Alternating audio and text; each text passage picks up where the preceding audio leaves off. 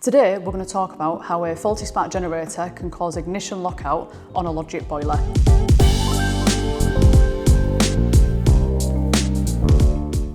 One of the checks we're going to do is to check to see if we've got a spark at the spark electrode, and we're going to use one of these spark plug testers.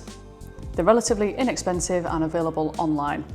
So what we're going to do is ensure that the power is turned off to the boiler. We're going to remove the ignition lead and we're going to plug the spark plug tester in series, like so.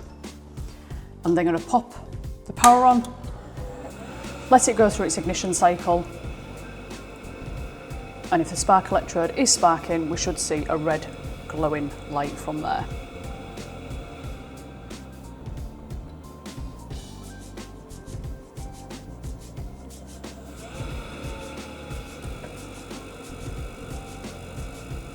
So with the red glowing light, that indicates that we are getting a good spark from there.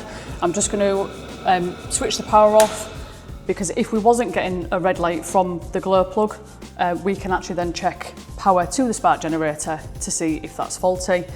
So first things we want to do, obviously we've turned the power off, just want to get my multimeter, and we are going to turn it to volts AC.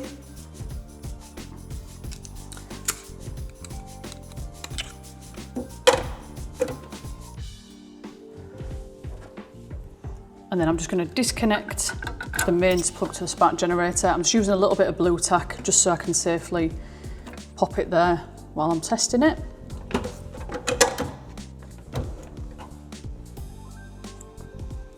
And then we just want to be going across live and neutral, which are these two connections here. I'm just going to switch the power back on, and as we are going through the ignition cycle, we should be getting 240 volts.